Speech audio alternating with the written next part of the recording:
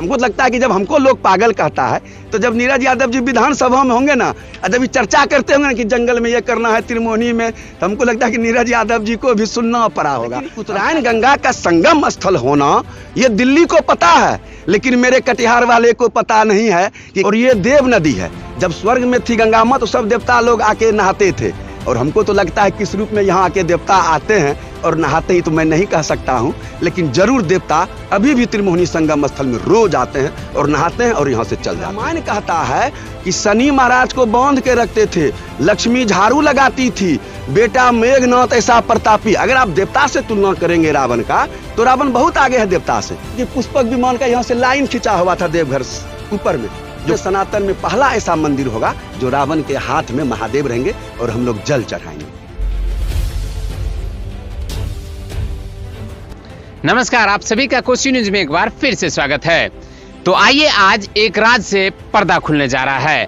क्या है वो राज, आइए जानते हैं। जैसा कि आप लोग को पता होगा, इस संगम त्रिमोहनी संगम स्थल पे एक संगम बाबा रहते हैं। तो क्या है उसका हकीकत, असली नाम, उस नाम के बारे में आप जानेंगे। तो हम मुलाकात करवाएंगे संगम बाबा से और जानेंगे उसके इस राज के बारे में कि कैसे वो अन्य जनरली नाम से संगम बाबा कैसे बने और उनका क्या है ओरिजिनल और हकीकत नाम। तो हमारे साथ मौजूद हैं यहाँ के संगम बाबा। आइए जानते हैं वो संगम बाबा कैसे बने, उनका पहले का क्या नाम है। तो आप अपना पूरा परिचय बताइए। मेरा नाम हुआ मनोज कुमार झा, मैं कटरिया का मूल निवासी हूँ। और जब मैंने माँ गंगा का सेवा करना शुरू किया तो गांव वाले प्रेम से मुझे संगम बाबा कहने लगे और मैं संगम बाबा के नाम से ही प्रसिद्ध हो गया। अब वो जो पुरानी नाम है मनोज कुमार झा, वो भूल गए, गांव वाले भी भूल गए होंगे लगता है कि जब संगम बाबा ही सबके मुंह पे है नाम, तो वो नाम तो अच्छा लगा।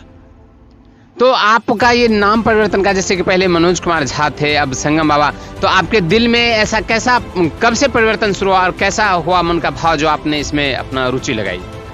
देखिए, ये संस्कार है। और जब मैं बच्चा था ना, तो उस समय भी हमसे कोई खराब काम नहीं होता था और अच्छा ही काम मैं बचपन से ही किया हूँ। तो विधि का विधान है कि जब मैं गृहस्थ आश्रम से बाहर निकला तो गंगा के किनारे मेरी जन्म हुई है। तो पूरा तो सनातन धर्म का है, एक एक इंची जो है सनातन भूमि धर्म का भूमि है। तो मैंने सोचा कि धर्म में अपनी लाइन को लगा दूं, ताकि अंदर की मांग थी, मेरा तो कुछ नहीं, अंदर मांग किया कि चलो धर्म के लाइन से ही जुड़ा जाए। तो मैं अपने गंगा के सेवा में जुड़ गया। तो शुरुआती दौर में तो पागल या क्या क्या नहीं लोग बोलते हैं, जो कि आपके समाज में भी ऐसा होता होगा कि जो अच्छा काम करता है तो पहले उसके लिए गलत ही शब्द निकलता है। अच्छा करने, गलत आदमी के साथ ऐसा नहीं होता है, लेकिन जो ही आप अच्छा काम करने के लिए निकलेंगे तो सबसे पहले आपको कटु वचन सहना होगा, और जो कटु वचन सह लेते हैं वही आगे चल के फिर संगम बाबा का निर्माण होता है। तो आपका जो ये नाम परिवर्तन हुआ लगभग कितने दिन पहले, यानी कितने वर्ष हो गए जो उस टाइम से नाम परिवर्तन के बाद आप संगम बाबा के नाम से जानने लगे, उसके बारे में कुछ बताइए। देखिए, मैं पहले पटना में रहता था और वहाँ भी बहुत आनंद में था, कहीं दिक्कत नहीं, परेशान नहीं, लेकिन भाग्य का खेल है और भाग्य का खेल कोई नहीं बदल सकता है। चाहे महात्मा बुद्ध हो, वो भी अपने पत्नी को छोड़े, तुलसीदास या जो भी हस्ती धरती पे आए उनको पहले उस सुख से वंचित किया, प्रकृति किया, हमने नहीं, उन्होंने नहीं। चाहे जो भी महापुरुष धरती पे आए पहले उसको उस सुख से वंचित होना पड़ता है। जब उस सुख से आप वंचित होंगे तभी आप अपने जन्म का फल पे करिश्मा कर सकते हैं, नहीं तो करिश्मा संभव नहीं है। और ये मैं तो अपना अगर दिल की बात कहिए ना तो ये करिश्मा मानता हूं मैं कि अनादि काल से गंगा का यहाँ संगम है। भारत की सबसे बड़ी उत्तरायण गंगा का संगम है। यहाँ भी 3 नदियों का संगम है। मैं गया था प्रयागराज, तो वहां भी 3 नदी का संगम है, गंगा, यमुना, सरस्वती। तो सरस्वती तो विलीन है, लेकिन हमारे यहाँ 3 नदी अभी भी स्पष्ट है, माँ गंगा, माँ कोसी, कलबलिया।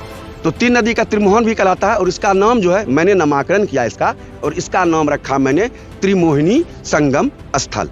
जैसे वहाँ का है इलाहाबाद में त्रिवेणी है, तो त्रिवेणी तो है, ठीक है, वहाँ भी 3 नदी का नाम है, त्रिवेणी रखिए। मैं भी 3 नदी का हूँ तो मैं त्रिमोहिनी रख लिया, लेकिन सुनने में अच्छा त्रिमोहिनी ही लगता है और अच्छा लगा सेवा करके। तो फिर किसी चीज का अंत तो होता है ना, ये प्रकृति का भी अंत है। प्रलय काल जब आएगी तो कुछ नहीं दिखाई पड़ेगा, ना धरती, ना आसमान, ना चंद्रमा, ना सूर्य, ना तारा। उसी तरह जब इसका समय पूरा हो गया तो मैं मिला माँ गंगा को। मेरा चुनाव किया होगा। मेरे गांव में ग्राम देवी है चैती दुर्गा, वो ग्राम देवी हैं, वहाँ 12 बरन का जात पूजा करते हैं। तो मैंने वहाँ सेवा किया, अपना मन है सेवा करने का दिल से। तो लगता है कि दुर्गा माँ को पसंद हो गया, क्या कि जाओ जाओ तुम ही गंगा संभालो। तो दुर्गा माँ के कहने पे मैं गंगा संभाला। और नीरज यादव जी जो हैं दयालु थे, उस समय विधायक थे, उनको मैंने अपना प्रपोजल रखा और उन्होंने इसकी स्वीकृति करवाई। नीरज यादव भी बहुत मेहनत किए होंगे। हमको लगता है कि जब हमको लोग पागल कहता है, तो जब नीरज यादव जी विधानसभा में होंगे ना, जब ये चर्चा करते होंगे ना कि जंगल में ये करना है, त्रिमोहनी में, तो हमको लगता है कि नीरज यादव जी को भी सुनना पड़ा होगा। अब क्या क्या सुनना पड़ा होगा, तो कभी मैं नीरज यादव जी से मैं खुद इंटरव्यू लूंगा कि जब मैं इतना सुना तो आप इतना सुने होंगे।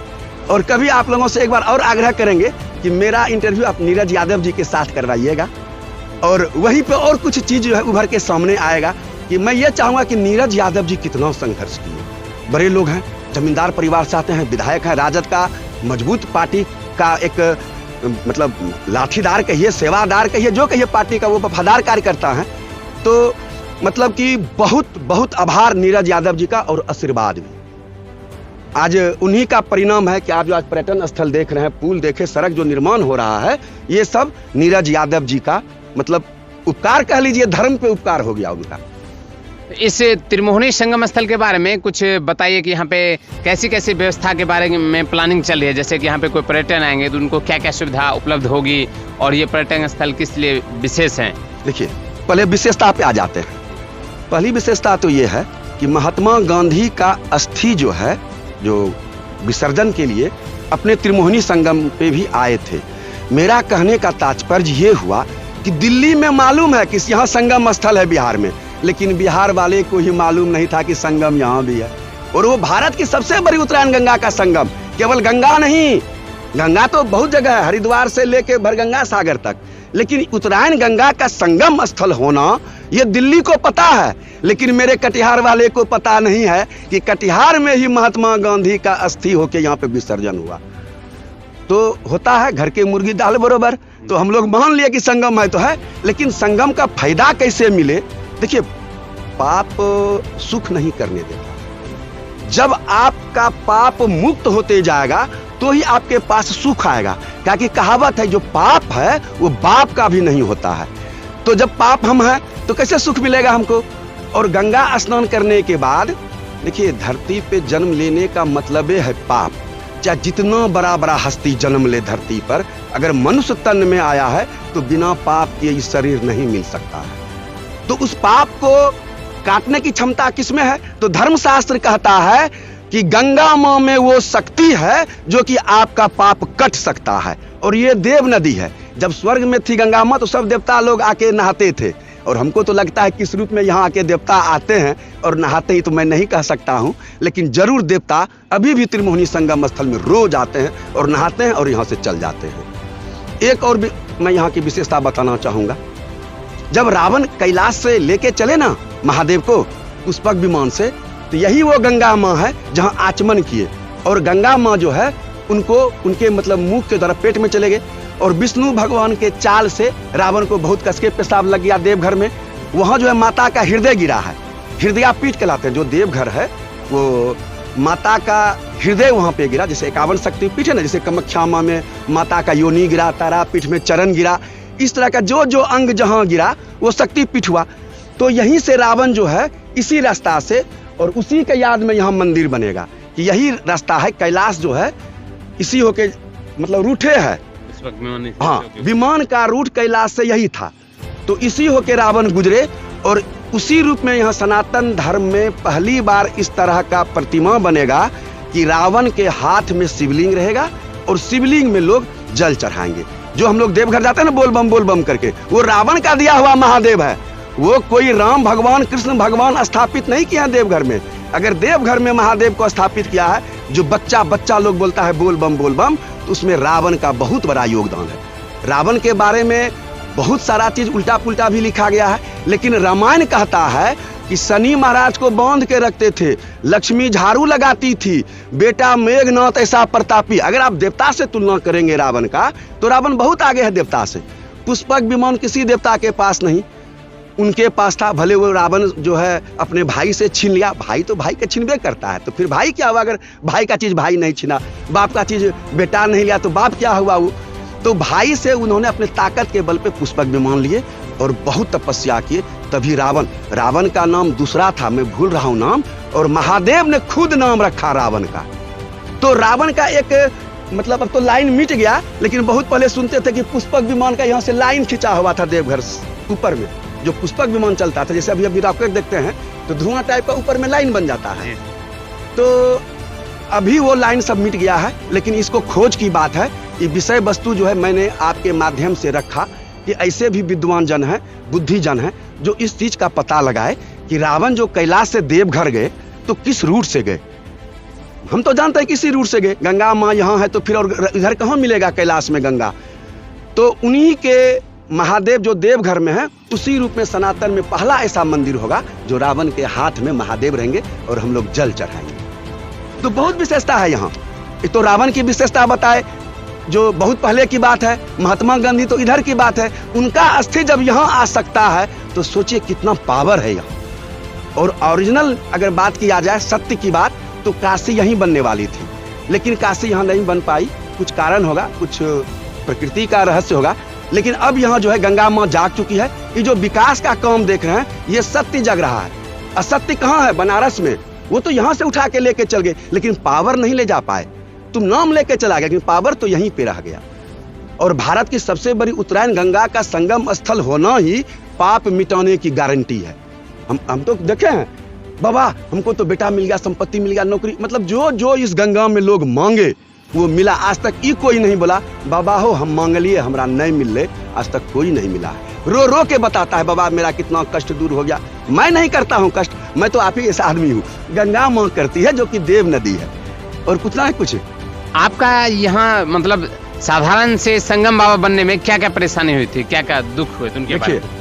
जो भी महापुरुष बने हैं ना, वो कितना जीवन गाथा अपना लिख ले, लेकिन हकीकत नहीं लिख पाएंगे, क्योंकि ऐसा ऐसा झंझट होता है, ऐसा ऐसा संघर्ष करना पड़ता है, उसको लिखा नहीं जा सकता है। शब्द क्या देना कि हाँ भाई बहुत दिक्कत हुआ, ये हो गया वो हो गया, नहीं नहीं। ये संघर्ष जो है करने की क्षमता ईश्वरीय प्रदत्त है। बहुत लोग हमारे गांव में 100 बीघा के जमींदार, हम तो 1 बीघा में हैं और उसी में मंदिर भी दे रहे हैं, चलो भाई के बीघा मंदिर लो, धर्मशाला लो।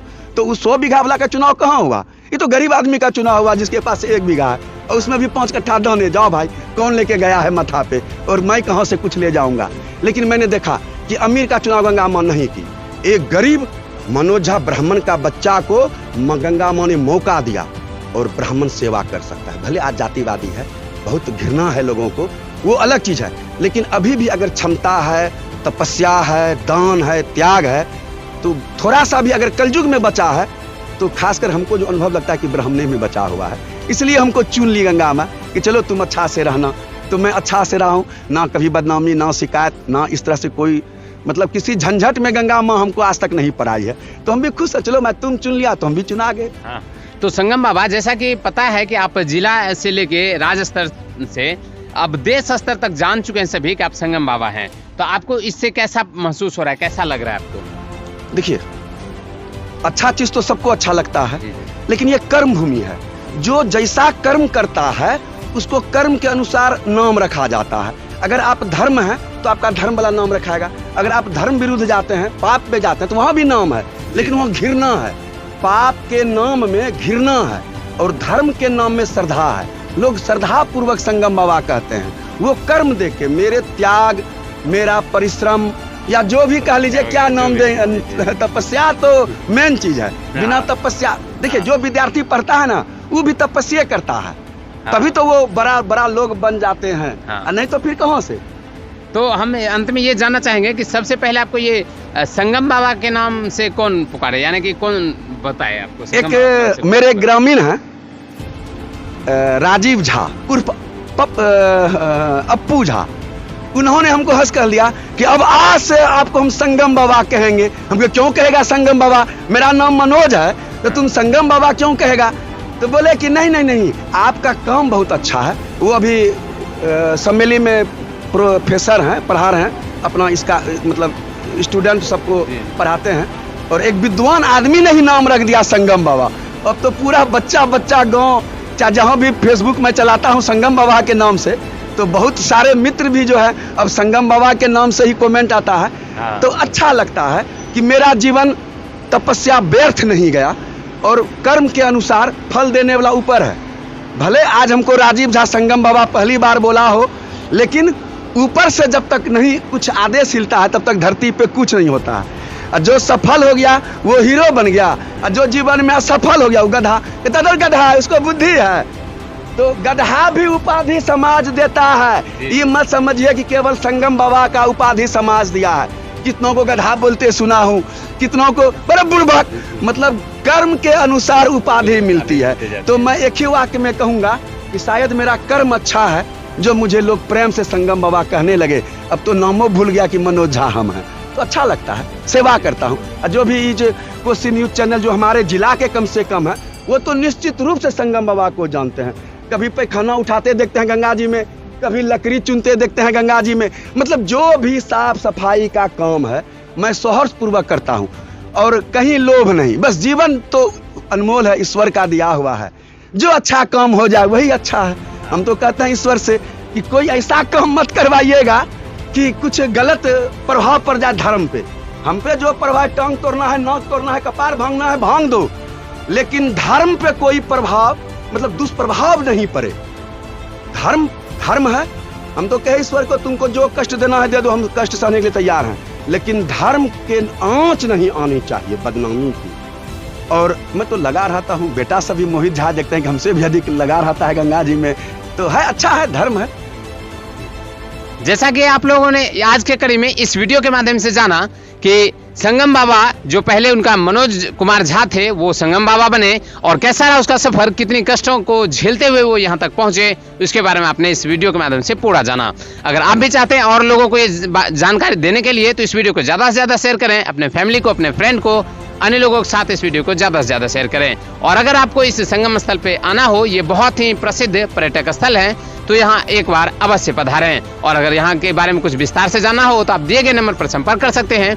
इसका एग्जैक्ट लोकेशन है बिहार के कटिहार जिले अंतर्गत कुर्सेला प्रखंड के कटरिया गांव क्षेत्र में।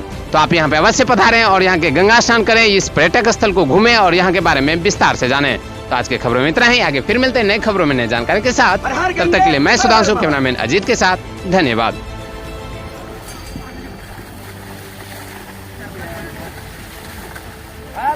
धरना हो गया, मारिए मारिए मारिए मारिए।